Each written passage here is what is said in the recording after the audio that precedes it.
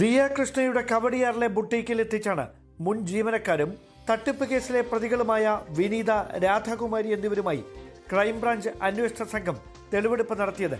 Mask ധരിച്ച് മുഖം മറച്ചിരുന്ന പ്രതികൾ തട്ടിപ്പ് നടത്തിയ രീതി അന്വേഷണ സംഘത്തോട് വിശദീകരിച്ചു. QR കോഡ് മാറ്റി സ്ഥാപിച്ച് സംശയങ്ങൾക്കിടകൊടുക്കാതെ തട്ടിപ്പ് തുടർന്നതെങ്ങനെയെന്ന് ക്രൈംബ്രാഞ്ച് ഡിവൈഎസ്പിയോട് പ്രതികൾ വിശദീകരിച്ചത് ഇങ്ങനെ.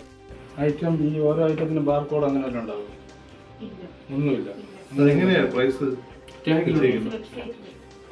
അവിടെ അയച്ചു തരും?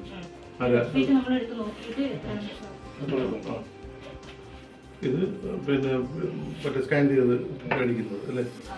കാർഡ് സ്വൈപ്പ് ചെയ്യാനുള്ളത്. പിന്നെ ഇതില് ഈ ബില്ല് ചെയ്യുമ്പോൾ അതിൽ കസ്റ്റമറിന്റെ പേര് എൻ്റർ ചെയ്യാറുണ്ടോ? ഇല്ല. കസ്റ്റമറുടെ ടെലിഫോൺ നമ്പർ എൻ്റർ ചെയ്യാറുണ്ടോ? ഇല്ല. പിന്നെ അതിൽ ഇതിൽ ഈ ബില്ല് എന്തൊക്കെ റെക്കോർഡ് വരും നമ്മൾ പ്രിന്റ് എടുക്കുമ്പോൾ? സമീപത്തെ സ്ഥാപനങ്ങളിൽ ജോലി ചെയ്തിരുന്ന ജീവനക്കാരിൽ നിന്ന് സാക്ഷിമൊഴികളും ക്രൈംബ്രാഞ്ച് ശേഖരിച്ചു. ഇവർ രണ്ടുപേരല്ലേ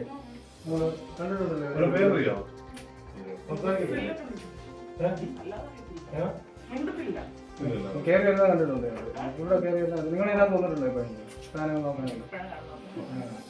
വിശദമായ പരിശോധനയ്ക്കായി സ്ഥാപനത്തിലെ സാമ്പത്തിക ഇടപാടുകളുടെ രജിസ്റ്ററുകൾ അന്വേഷണ സംഘം കസ്റ്റഡിയിലെടുത്തു. QR കോഡ് മാറ്റി 69 ലക്ഷം രൂപയുടെ തട്ടിപ്പ് നടത്തിയത് എങ്ങനെയെന്ന് വിശദീകരിക്കുമ്പോൾ ഇരു പ്രതികളുടെയും മുഖത്ത് ഭാവവ്യത്യാസങ്ങൾ ഏതുമില്ലായിരുന്നു. ഇത് അന്വേഷണ സംഘത്തെയും അമ്പരിപ്പിച്ചു.